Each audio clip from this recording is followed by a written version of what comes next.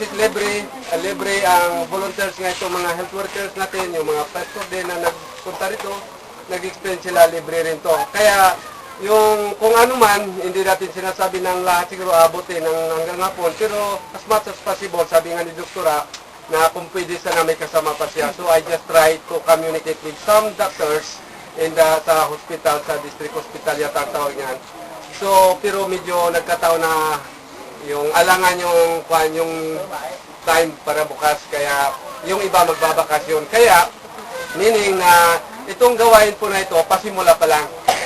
Na sana marami pang mga darating na katulad dito. So again, I said na ito nagkataon lang na dito sa place na ito.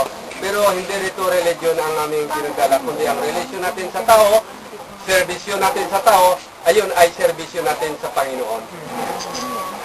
Kasi yung pananampalatayang walang gawa, patay naman ho yun. So ito ang actual na ginagawa ng ating mga taga-health at saka yung mga pastor at saka yung mga barangay officials na naririto. So, ang ano talaga nito, ang ginagawa talaga na as volunteers na para may pakita rito sa pwede naman pala na magkaroon tayo ng ganitong mga gawain na hindi na kailangan yung magbayad ng halaga na malaki, kundi magkaisa lang ho tayo. Kaya ito naman, niloob ni Lord. So, naniniwala ko na marami pa akong mga darating. Kaya pag-pray na lang natin, kung sakali man, mayroon kami mga pagkukulang, yung mga taga-health.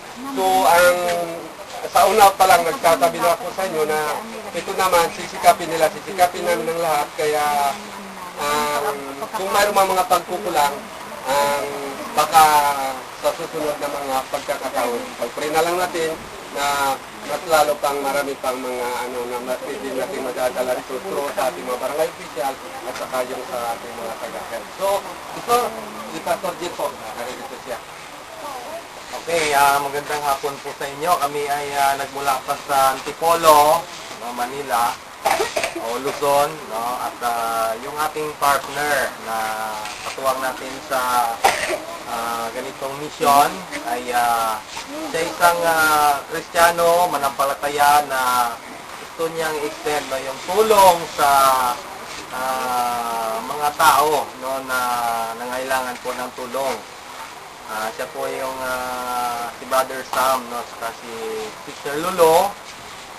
Sila po ay may puso po, no, na tumulong sa mga, lalo na, no, dito sa inyo na nakaranas din ng kalamidad, no, doon sa nakalipas na bagyo. At the same time ay yung mga oportunidad, no, na hindi masyadong tawag doon, naabot ng serbisyo, lalo na sa medical. Kaya although mayroon ding tumutulong, pero marahil ay mas lalo pa, no, kung mayroong mga tutulong sa iba't ibang organization.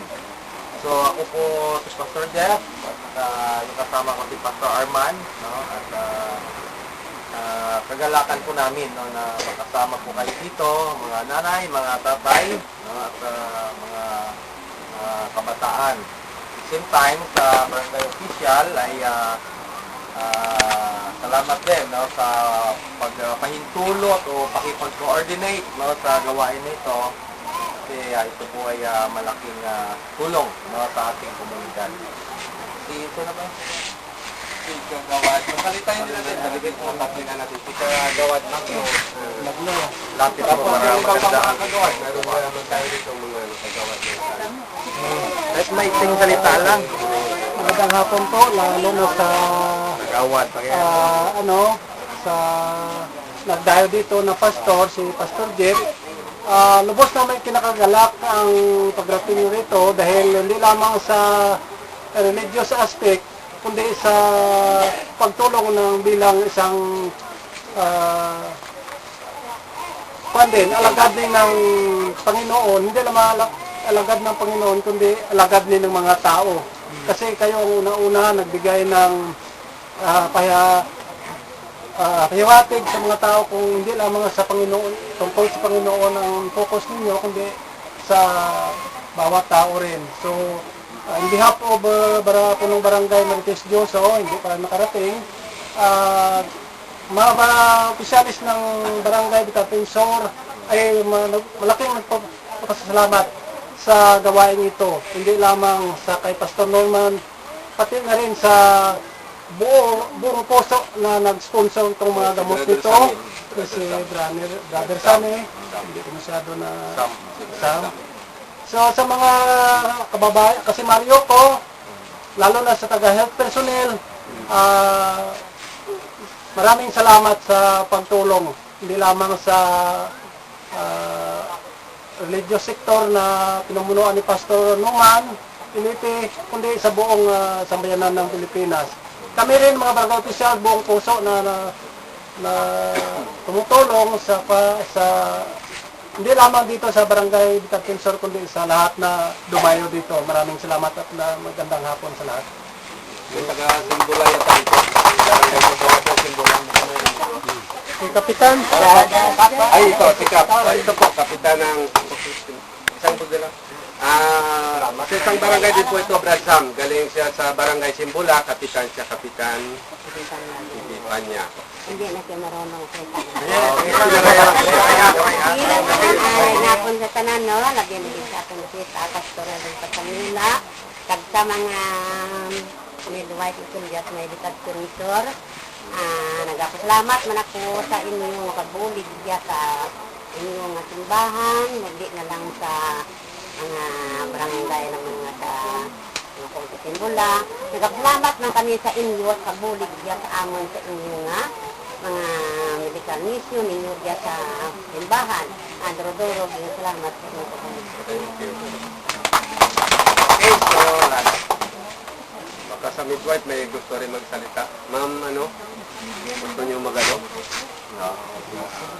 Ito po ang ating midwife sa Bitag-Tensor, kasama rin yung kanyang mga kasama, siya na lang ang Midwife barangay Norte. Simbula. Anak ko ng ex na Kaya na lang po.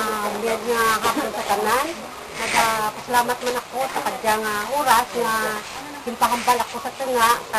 Naamon servisyo at bayad niya. Voluntaryo na mo niya. Para sa karaydan kang barangay Bitag-Tensor, ginatinguhan naman nga maging successful kaya nga medical mission. Salamat po.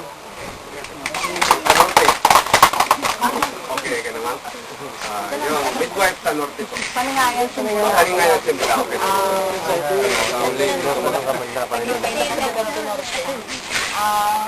Salamat kay may medical mission kita Rugia. At least naman natin kung ang mga balatian bala nga hindi ka dangat dito sa Banwa, Rijal na natin ma-check up nga libre.